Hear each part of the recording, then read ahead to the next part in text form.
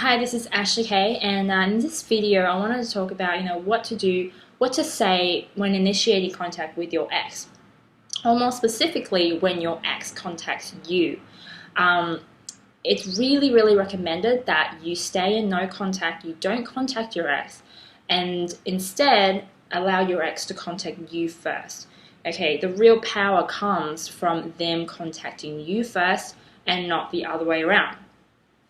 Um, So when your ex contacts you, basically it's not so much what you say, it's how you say it and the attitude that you bring across. So if you're doing the right things and staying in no contact, while you're in no contact, you should be, working on yourself, being busy doing other things in your life, achieving your goals, getting your life back to normal basically, and not just moping around thinking about your ex all the time and being miserable all the time. If you're still in that very emotional and miserable stage in your life, then I really highly recommend not contacting your ex. And even if your ex contacts you, if you're not ready emotionally, I really suggest that you give really brief responses and just say respond to them, but don't engage in any more conversation.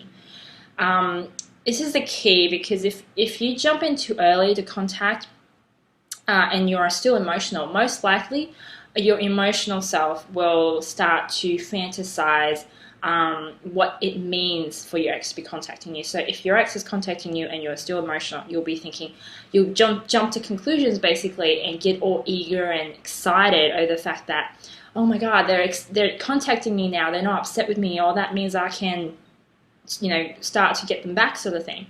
When you can't think that way, if you think of your just normal, your calm self, if someone just contacts you, our ex contact you out of the blue, you hear from him or her. I wonder what they're up to. But you won't be thinking, oh my God, they're contacting me. What do I do? What do I do? So see, that difference there is really important. So and it's important to take that time to yourself to get that emotional control first. Okay, so now that's out of the way. If your ex is contacting you, they've initiated contact, basically you just want to be really cool, surprised to hear from them.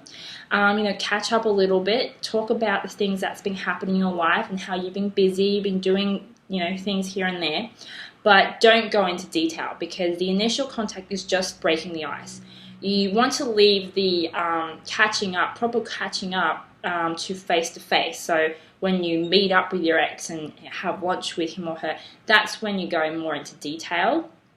But if you're just on the phone or through text or something like that, just keep it really brief.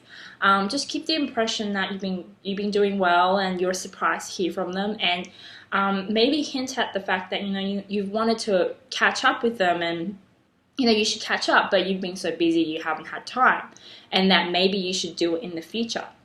But the key thing here is not to make immediate plans on the initial contact, because if you instantly make plans too soon on the first contact, then it might give the impression that you've been waiting for it. So you've been waiting for them to contact you and then to ask them out on a date, whatever. So you want to make it look like you may be thinking about it, but you're not.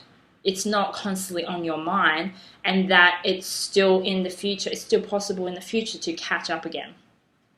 So that's basically the gist of what to do on contact. So mostly you just need to remember to stay calm, to be emotionally ready, which is why if you're not quite emotionally ready, to not get too overly excited if your ex is contacting you, and just to basically just catch up like normal and be confident in your happy self and all the rest of that.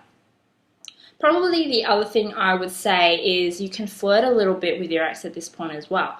The whole point of flirting with him or her at this point isn't to re-establish some kind of attraction or anything like that. It's mostly just to set the mood of the conversation, or the mood of the or establish the relationship again. So basically you're telling your ex, I'm over the past, I'm cool with everything that's happened, and now I just want to have fun and just continue on our relationship, but in a new way. So by flirting with them, you're letting them know that everything is kind of okay now, like it used to be, and not so much being all serious and tense and nervous, because most likely your ex probably will be feeling a bit nervous about contacting you, or a bit unsure how you would react, especially if you've been emotional in the past. So they'll be a bit unsure. So if you are flirty, then you're kind of like